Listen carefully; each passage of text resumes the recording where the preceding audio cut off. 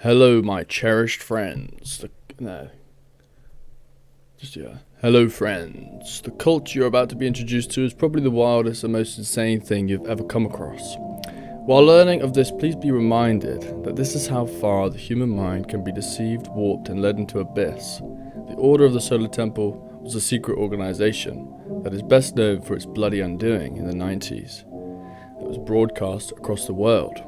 People of wealth and good standing would follow a madman into the rank depths of a dark, brutal death. Come along as we strut into a hellscape of confused illusion fueled by money, power, hypnotists, and holograms, quite literally. This cult was run by two people, JORE and Joseph DIMAMBRO.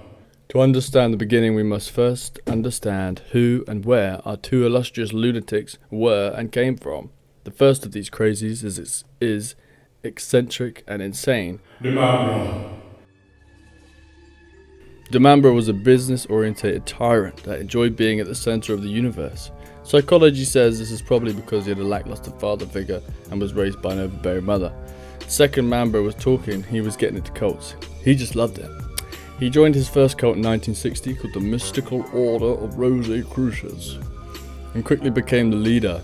In 1968 the penny dropped. Running a cult was fun, but if he wanted to get the mega power, he's gonna have to make one.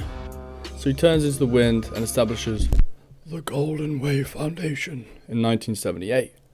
He also comes out as the incarnation of Moses and an Egyptian pharaoh Akhenaton.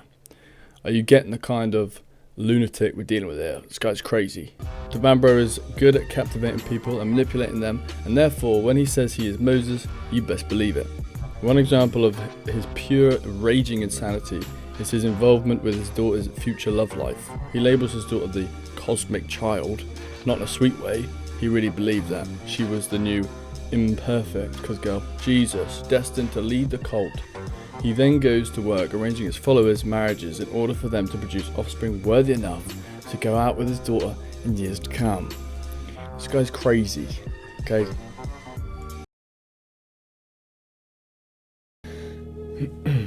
So while the mighty Pharaoh DIMAMBRO is running his absolute mega cult, he comes into contact with the French doctor JORE that was well known in his field in Canada and would routinely provide lectures on motivation. Lord Emperor Pharaoh DIMAMBRO decided he could do with a little lecture, and so invited Luke to come and do his thing at the Golden Way Foundation. Sparks began to fly. The two gentlemen found great common ground and decided to found the Order of the Solar Temple.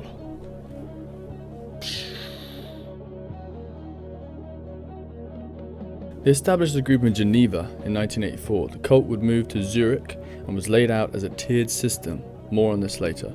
All the originals were not simply binned off, they were upgraded. So the original cast member that stuck around after they rebranded from the Golden Way Foundation to the Order of the Solar Temple were promoted to masters, and they formed an inner circle. Luke and DIMAMBRO spread the cult across Europe and established 33 lodge masters, many of which were the original crew. The cult spread as far as Canada and the US, where they had two small groups. The members they picked up were usually on the richer side, and that's where the money to run this operation came from. And when I say money, I mean millions.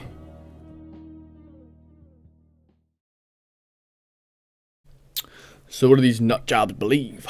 Well, they believe they were the descendants / reincarnations of the Knights Templar, and given enough time they would make their way to the same planet in which the Ascended Masters, which are super powerful souls that can incarnate anyone, had originally come from, Sirius.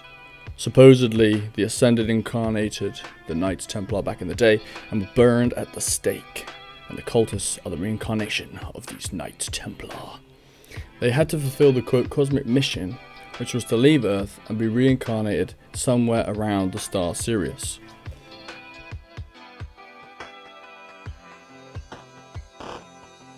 Okay, so as previously mentioned, the cult was tiered. At the top you had obviously Lord Emperor Chief King DIMAMBRO and Luke. Then you had the Lodge Masters. Then you had the Knights of the Alliance. Then you had Brothers of the Former Times. It is important to mention that DIMAMBRO and Luke had set up a very ingenious and manipulative method of enticing people in. They set up a two-tiered external club system. People would join a regular old club called the Atlantic Club. Luke JORE would provide his lectures, and those who were most receptive to the ideology, to the insanity, would be invited to join the Arcadia Club. Those who were dedicated enough would then be invited to join the Order of the Solar Temple. You would be initiated in a ritual in which everyone dressed up as the Knights Templar, and the Masters of the Lodge would inaugurate you in by knighting you with a sword. This ritual was top secret, and anyone outside the cult could know the goings on. All rituals in the cult included dressing up like a Knights Templar, but they varied in strangeness. In one, DIMAMBRO had his mistress.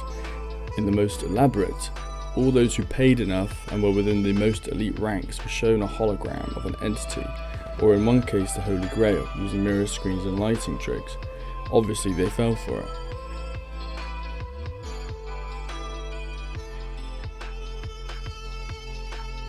Okay, just to burst everyone's bubble, the holograms turned out to be fake.